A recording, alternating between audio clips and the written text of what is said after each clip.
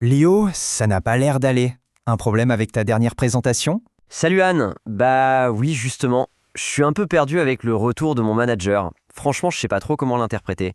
Ah bon? Raconte-moi, il t'a dit quoi exactement? Tu sais, des fois, les messages ne sont pas aussi limpides qu'on le voudrait.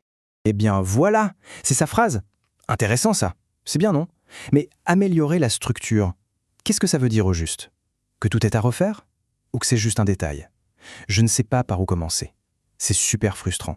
Oui, je comprends tout à fait ta frustration. En fait, ce que tu décris, ça touche au cœur même d'un concept clé en communication, la différence entre le style direct et le style indirect. C'est la façon dont on exprime ce qu'on veut vraiment dire. On peut voir les choses comme ça.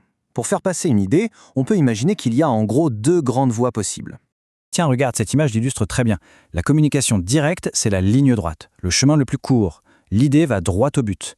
La communication indirecte, elle, prend des détours pour arriver au même message. Donc, pour être plus précis, le style direct, c'est quand les mots disent exactement ce que l'on pense. C'est clair, factuel. Le style indirect, lui, est plus nuancé. Le vrai message est un peu caché, il faut savoir lire entre les lignes.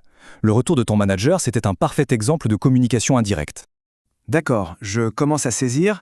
C'est comme un jeu de décodage en fait. J'imagine qu'il y a plein d'exemples comme ça au quotidien, non? Exactement. Ça te dit qu'on s'entraîne à en décoder quelques-uns? Alors, un manager qui dit ça, à ton avis, que cherche-t-il vraiment à communiquer? Il ne demande pas mon opinion, c'est sûr. Il veut plutôt dire « Je suis frustré parce que tu n'as pas respecté le délai ». C'est ça? Parfaitement. Tu vois, t'as déjà le réflexe. Et si un collègue à qui tu demandes de l'aide te répond ça, il ne veut pas dire qu'il est incompétent. C'est une façon polie de dire « je ne peux pas t'aider » ou même « je n'ai pas envie ». C'est exactement ça. Il préserve la relation tout en déclinant gentiment la demande. Ah, ça ressemble beaucoup à ce que j'ai eu. Maintenant, je comprends que le peut-être n'est pas une suggestion. Ça veut dire, ta présentation n'est pas prête, tu dois l'améliorer impérativement. C'est un ordre, mais formulé avec diplomatie. D'accord. Mais alors, pour éviter ce genre de malentendu où c'est à nous de tout interpréter, ne devrait-on pas toujours être direct? Ce serait plus simple, non? C'est une excellente question. En réalité, aucun style n'est meilleur que l'autre dans l'absolu. Tout dépend de l'objectif et du contexte. Regarde ce tableau. Pour une instruction claire comme « finalise ce rapport pour 17h » ou en cas d'urgence, le style direct est indispensable. En revanche, pour faire une critique constructive sans blesser, le style indirect est souvent plus judicieux. On dira « j'ai du mal à suivre ton raisonnement » plutôt que « c'est confus ». De même, pour maintenir l'harmonie, un « explorons d'autres options » est plus diplomate qu'un non frontal. C'est beaucoup plus clair maintenant. Il faut donc être capable de jongler entre les deux styles et de décoder celui des autres. Tu as tout compris. C'est une compétence essentielle. Allez, résumons les points clés pour bien s'en souvenir.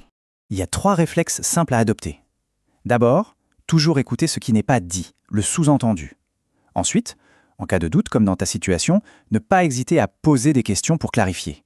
Pour améliorer la structure, devrais-je me concentrer sur A ou B? Et enfin, toujours choisir son propre style consciemment en fonction de son objectif.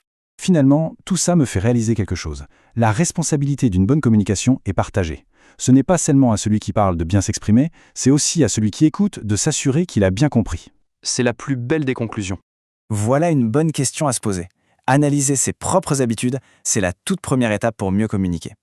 Il est toujours intéressant de réfléchir au style qui domine dans ses propres conversations professionnelles.